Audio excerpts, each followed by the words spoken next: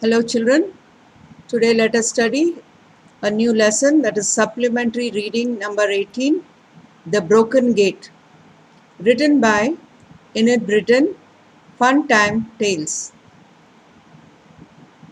Here you can see the picture of the author, Enid Mary Britton, 11th August 1897 to 28 November 1968, was an English children's writer whose books have been among the world's best sellers since the 1930s, selling more than 600 million copies.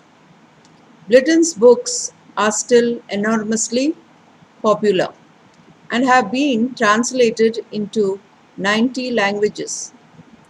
She wrote on a wide range of topics, including education, natural history, fantasy, mystery, and biblical narratives, and is the best remembered today for her Noddy Famous 5 and Secret 7 series. Let us go to the glossary. Children, you can see some new words from the text here. First word, pretend. Make it seem that something in the case when in fact it is not. Gallop, the fastest pace of the horse. Delight, please greatly. Coward, a person who lacks the courage to do dangerous things. Dreadful, extremely bad or serious. Wonder, a feeling of surprise. Rag, a piece of old or tattered cloth. Fierce, violent or aggressive. Loyal, firm and constant in one's support of a person. Now let us go to the lesson. I'll be reading. Children, listen carefully to what I read. Old Man Twinkle wanted a boy to help him in his shop. He needed a boy who could drive Jenny the pony, for all Twinkle's goods were taken round in the cart. So the old man Twinkle put a notice in his window. Wanted boy to help after school hours. Yes, you can see here in the picture the old man Twinkle. And this man, he wanted a boy to help him in his shop and to take care of Jenny the pony. Can you see down? It is Jenny the pony. All the boys saw the notice and many of them thought they would try for a job. They could do it after school and on Saturdays, and it would be a good job. For all, for old man Twinkle was generous and kind. Here you can see all the boys who have come to see the notice because they wanted job and they could do it after the school hours and that too on Saturdays. So they came to the old man. That evening, all the boys, George, Henry, Peter, and Harry, went to see Old Man Twinkle. Jack, who was called the smallest by his friends, who hesitated to try for the job because of his ragged clothes, also went to see who would get the job. Old Man Twinkle wasn't ready to see anyone for the moment. So he told the boys to play in the yard till he called them. So that evening, all the four of them went to meet the old man Twinkle, and the smallest of them was Jack. And he was hesitating to go and see that old man because he was in ragged clothes.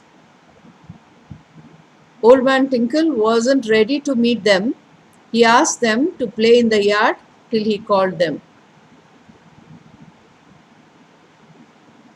Seeing an enormous yard gate swinging to and fro in the wind, all 5 boys climbed up on the gate. They shouted and pretended to whip the gate to make it gallop. It swung to and fro, and the boys shouted with delight. And then suddenly something happened. The gate was old and was not meant to carry 5 heavy boys. It broke away at the hinges, and the boys found themselves sliding off. The gate gave a groan and hung all crooked, swinging in a very peculiar manner. Yes, children, can you see when the old man Twinkle asked the boys to wait there, they all ran and sat on a gate. And that gate was moving to and fro with the wind. So these boys climbed on it, that is, climbed the gate, and they all sat on it as if they are whipping the gate and it is galloping. The gate swung to and fro, and the boys shouted with delight. So they were very happy because the gate was swinging to and fro. And then suddenly something happened. The gate was old and was meant to carry and was not meant to carry 5 heavy boys. So what happened? The gate broke at the hinges and the boys found themselves sliding off. The All the boys thought that the old man Twinkle was at the front of the shop and he could not see what had happened. But we ought to tell him, said Jack. It's rather cowardly not to. My mother says we always ought to own up at once when anything's broken. Can't we all 5 go and tell him? No, said others. He might say he won't give any of us the job if we have done a thing like that. We won't say a word. At this moment, they saw Mr. Twinkle shouting at them, so they all went to him. Here, all the boys thought that the old man Twinkle was at the front of the shop and he has not seen them breaking that gate.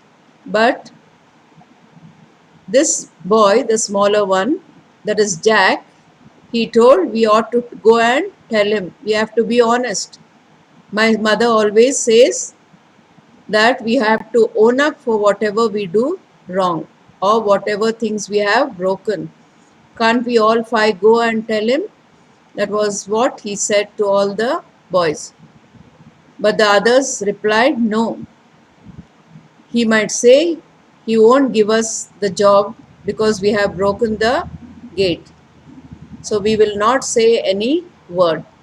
At this moment, they saw Mr. Twinkle shouting at them, so they all went to him. Twinkle interviewed them one by one. He asked them some questions and also asked whether they knew anything about the broken gate. Surprisingly, all the boys pretended not to be knowing anything about the broken gate. So, when Twinkle called them, shouted at them, and called them, they all were standing and he interviewed them. He asked them some questions and also asked them whether they knew anything about the broken gate. Surprisingly, they all pretended that they knew nothing about the broken gate. Mr. Twinkle told he would make his choice that evening. So they all went off except Jack. He was worried about the broken gate. It was dreadful to break a thing and not to tell about it and not even try and mend it. He wondered if he would mend it. He swung the gate a little to see how much it was broken. Here Mr. Twinkle told he would make his choice in the evening. He will tell them whom he would take for the job. So they all went off, and except Jack, he was staying beside. He was worried about the broken gate. He was dreadful to break a thing and not to tell about it and not even try and mend it. He wondered if he could mend it. He wanted to mend the gate by staying back. He just swung the gate and saw a little to see how much it was broken. Old Man Twinkle saw Jack from the window. He called him in. Are you another boy after this job? He asked. No, sir, said Jack. I am too small and not very clever, and I am a bit ragged too, because my mother hasn't much money. Said Old Man Twinkle. I see. Well, what are you doing out there in my yard? Do you know anything about that broken gate? So here, Old Man Twinkle, he suddenly sees Jack from the window and he called him. Are you the boy who has come for the job? He asked.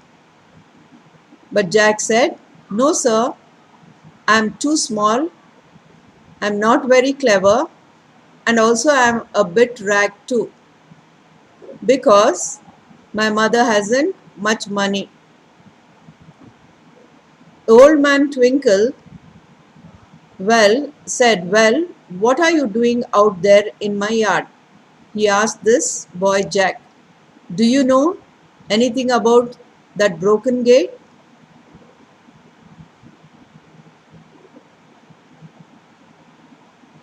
Oh dear, thought Jack.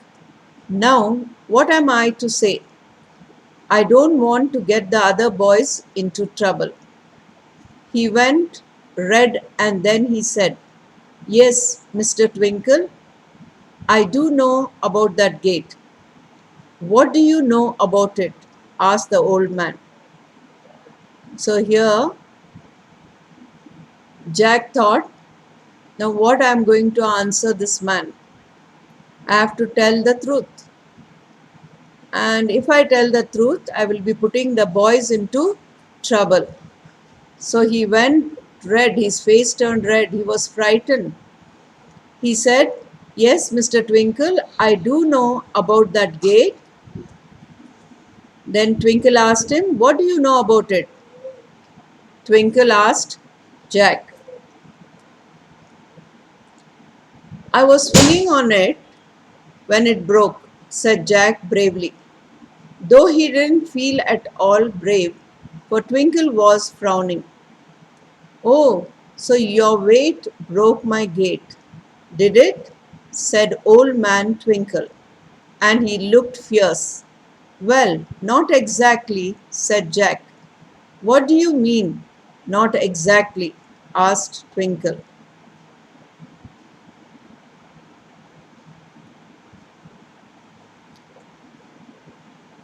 Oh, please, sir, don't be angry. But you see, some other boys and I were all swinging together on it, and it broke, said Jack. I wanted to come and tell you really, I did. But the others said no, and I couldn't give them away, could I? I stayed to see if I could mend the gate. That's what I was doing out in your yard.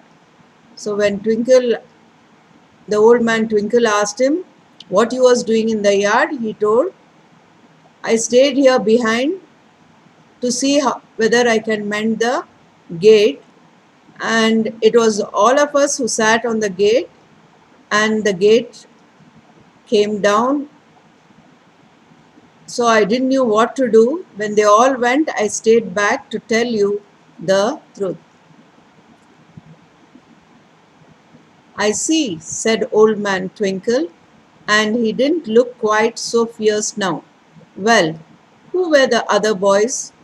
Don't be angry with me, Mr. Twinkle, but I really can't tell tales, said poor Jack.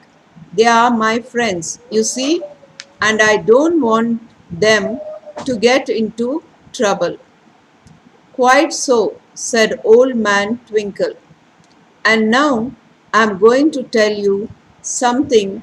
The boys' names were Harry, Peter, George, and Henry. You see, I know them all. So the old man Twinkle told him he did look quite so fierce. Now, well, you were the other boys. Who were the other boys? He asked. You don't be angry with me. I will tell you the other boys were Harry, Peter, George, and Henry. And all these boys are my friends. I don't want them to get into trouble. Jack started in surprise. How did you know? He asked. Did the boys tell you after all? Not one of them, said the old man Twinkle. They pretended to be surprised. They pretended not to know. They told me untruths. But I happened to see you all swinging on the gate when it broke.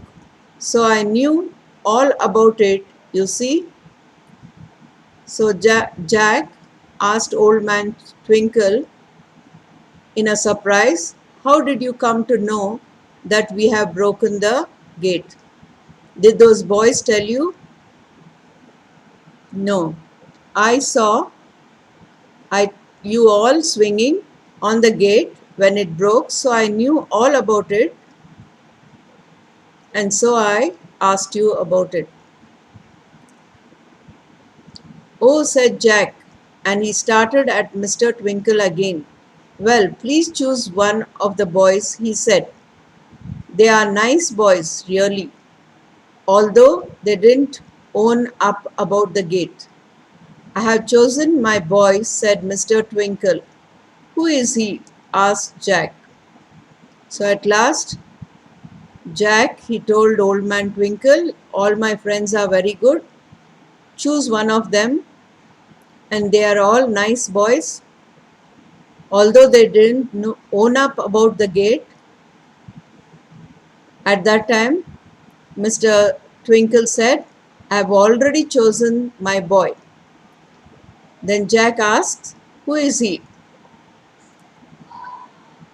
He is you, said Mr. Twinkle. Yes, I know you are small, but you'll grow, especially if Mrs. Twinkle makes you pudding every night. And I know you are at the bottom of the class for lots of things, but good food will make your brains to grow too. And I know you are a bit ragged, but a little pocket money will buy you better clothes. So here Mr. Twinkle is telling him, I know you are small, I know you are in rag clothes, I know you are poor, but Mrs. Twinkle will make pudding for you every night, and if you have it, you will become, if you have good food, your brains will grow too. And I know you're a bit ragged, but a little pocket money if you get from me, you will go better with better clothes. Oh, Mr. Twinkle, cried Jack, but, but why do you choose a boy like me? The others are bigger and clever. So Jack is asking him with surprise why you have chosen me for your job. The other boys who came with me, my friends, they are bigger and also they are clever than me. Why not take them?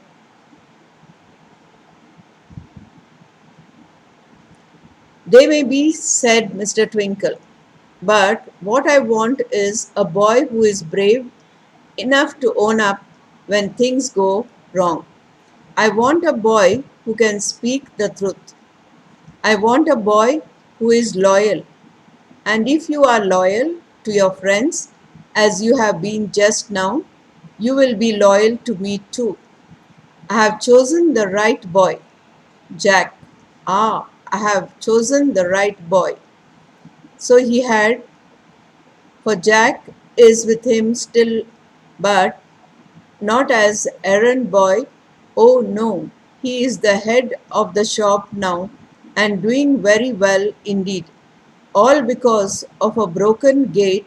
Wasn't it strange? So here Mr. Twinkle made up his mind that he wanted Jack to work for him, and he also came to know, and he wanted a loyal boy. This boy was loyal to his friends so long as he saw, and he's saying, even I know you will be loyal to me.